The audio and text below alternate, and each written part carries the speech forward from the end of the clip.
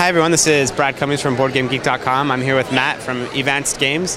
Can you tell us a little bit about what you guys are doing in terms of combining games and digital products? Yeah, basically we have a sister company called EduPress, and they create a lot of the educational board games for...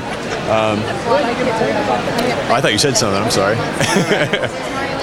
They create educational board games, and what we've been doing is we'll take the educational board game and figure out what translates well from a group play situation to a single play situation in the digital world. So, a lot of things that are strategy games like Math Dash are great because you're playing other people and there's a lot of that personality, but when you're playing by yourself, you don't have that same thing. So we start creating stories and try to figure out what's delightful about the game and what translates well, and then we create the game. Cool. And you're definitely targeting a younger age group, I guess? Yeah, one of the things that we're seeing through a lot of our research is that there's a huge drop-off in reading rate around age 7 to 9. And what we're trying to do is flatten that drop-off. And we do that by trying to tap into the child's keenest interest. So if we can identify what their interests are and keep them in these phonics games and these math games and we have some trivia games over here, that increases their reading frequency. And so if we have reading frequency elevated, then we get proficiency. And great.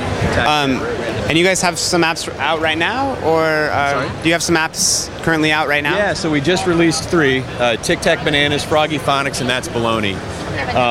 Tic Tac Bananas is word recognition, so that came from EduPress Decorative, which is these little monkeys. And basically there's a picture, and the child sees it, recognizes the word, and chooses the right letter, and then the X or O gets the square.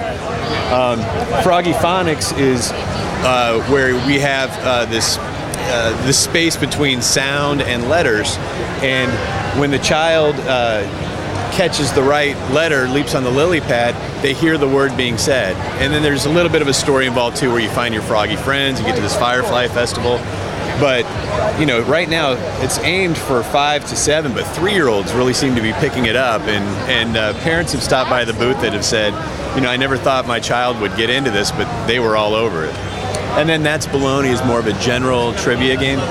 And what's great about that is, my son played it for 35 minutes, but we had a 45-minute conversation after that about the content of it, so what I realized there is that we're starting to build relationships, so it's exciting. Let me show you another game, buddy. Very cool. It's great to see stuff aimed at younger crowd for sure, so it's awesome. Yeah. I'm a new parent myself, so I'm getting excited for this kind of stuff. Well,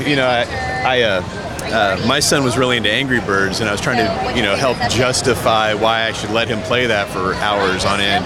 But what he started doing was, when he couldn't play, he would draw them. And when he couldn't draw them, he would write stories about them. And then he'd set up the couch cushions. I'm like, there's something really creative going on here. And we're in a creative economy, so I have to encourage that, not discourage it. So a lot of those ingredients are what's going into our games as well. Well, awesome. Thanks for letting me know about them, and we'll be sure to check them out. It looks pretty cool. Fantastic. Thank you very much. Thanks.